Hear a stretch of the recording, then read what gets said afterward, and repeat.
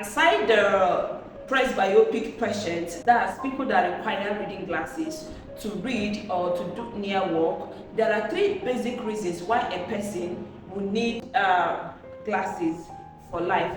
These three reasons are either the person is myopic, hyperopic, or astigmatic, which is collectively or medically known as refractive error. I'm aware that most people have been using the term myopia, hyperopia, or astigmatism, but are yet to understand how these medical terms or refractive errors affect their vision and make them not to see properly like other people do. In this video, I'm going to be explaining in details what myopia, hyperopia, and astigmatism is, how they occur and affect your vision, and why they are being corrected either with minus, plus, or cylindrical lenses. But before we jump into this topic properly, let's take a look at a few pretty faces of Seeing is Living.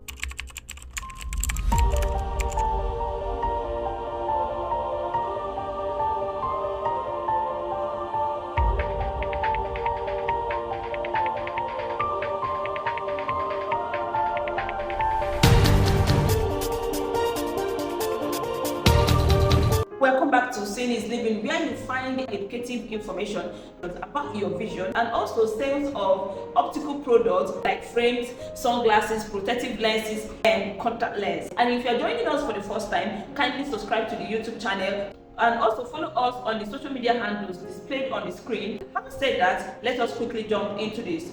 So there are two major structures of the eye I'll be making reference to. These structures of the eyes are two important structures of the eye that are responsible for refraction or bending of light. That is the cornea and the crystalline lens. The eye has a refractive power of 60 diopters, and out of these 60 diopters, the cornea contributes 44, while the crystalline lens makes up the remaining 16 diopters.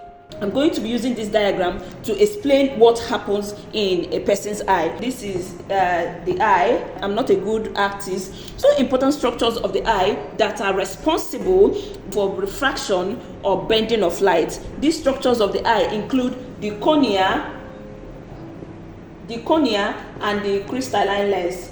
This part is called the cornea. This is the crystalline lens. The eyes has a refractive power of plus 60 diopters. Some scholars will tell you that it is 63, but I'm going to be using plus 60 diopters for the sake of this video. Out of this plus 60 diopters, the cornea contributes or has a refractive power of plus 44 diopters, while the crystalline lens has plus 16 diopters, making it plus 60 diopters, which is the refractive power of the eye. For visual interpretation to take place, light from infinite, usually in a parallel form, will enter the eye from the pupil and then hit the cornea. The cornea will then refract or bend this light. After refracting the light will then diverge to converge on the crystalline lens. This crystalline lens will then refract or bend this light the second time before the light will then diverge to land on the retina. This part is called the retina, where the optic nerve, which are located in the retina, will transmit this light as electrical impulses to the visual cortex or the brain for visual interpretation to occur. In this case, both image of an object at far and near are clearly seen. This is the case for a person without any refractive error. Now, in a myopic patient or in a myopic eye, or why myopia occur, light from infinite will enter the eye from the pupil and then it will be refracted by the cornea, then the crystalline lens. Instead of this light to land on the retina for visual interpretation to take place, it will focus in front of the retina or on the vitreous humor. This whole part is the vitreous humor. In this case now, the image of an object at far will appear blurry. Only those images of an object that are close to the retina will be properly focused or seen by the patient or the person with this kind of eye.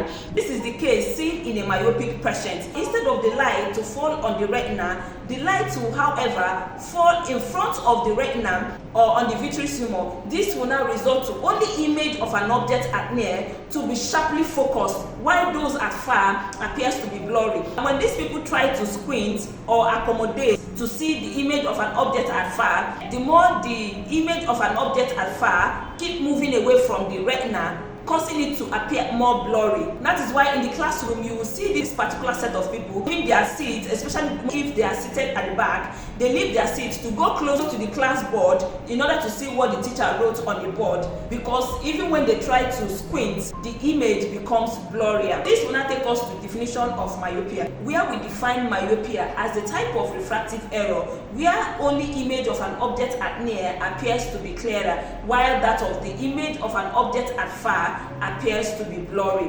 Another word for myopia is nearsightedness. There are two major causes or types of myopia. They include refractive myopia or axial myopia. Refractive myopia is a type of myopia that occurs because the refractive surface of the eye is too powerful or is too strong for normal refractive process to take place. Now, what are the refractive surfaces? I've told you before, it is the cornea and the crystalline lens. Recall that I said that the cornea has a refractive power of plus 44 diopters, while the crystalline lens has a refractive power of plus 16. Now, in refractive myopia, it is usually the cornea that is the cause. That is the cornea having up to plus 48, plus 49 diopters instead of plus 44, which is the normal for the refractive power of a normal eye. Now, when the cornea is too powerful, that is having plus 45 and above, it will cause light that are entering the eye to quickly land on the vitreous or in front of the retina instead of on the retina for proper visual interpretation to occur. Axial myopia occurs because the eyeball is too large or too long for the light to reach the retina. It means that if the eye is too long, it means the retina, which is the last layer of the eye, will be far away from the cornea and the crystalline lens. Now, when light from infinite enters the eye through the pupil, after being refracted by the cornea and the crystalline lens, it will cause the light to become weak or faint before it will reach the retina, which will invariably mean that the light will land on or fall on the vitreous humor or in front of the retina, and this will only result to interpretation of only image of an object at near. How is this kind of refractive error being managed or corrected? Usually in the hospital, this kind of refractive error is corrected using a concave lens. And what is a concave lens? A concave lens is a diverging lens, or what is commonly known as a minus lens.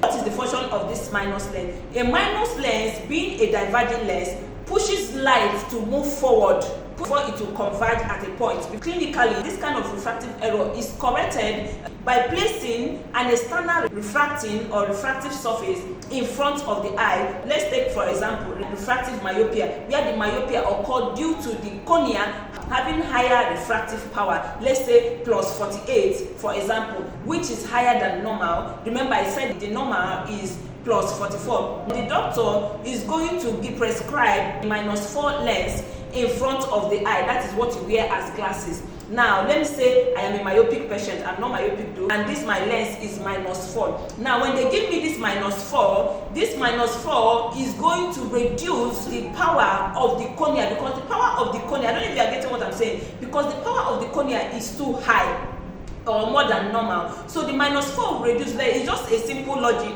Plus 48 minus 4 will give us plus 44, which is the normal refractive power of the cornea. This does not only reduce the power of the refractive surface of the cornea, it also helps to push the light that is landing in front of the retina or on the vitreous. It will push it to land or focus on the retina for image of an object both at far and at near to be properly focused. This is why myopia is usually corrected with a minus lens. That's why some persons will say my glass is -2. However, there are some myopic patients that can see some objects some distance away from them. This is because of the physical property of light known as divergent, which are light that are scattered from near objects and they are being balanced by the refractive surface of the eye, which causes this light to now properly come in focus on the retina. That's why you see some myopic patients tell you that they can see some distance away. Meanwhile, there are also some of them that anything 40 cm away from them become practically blurry.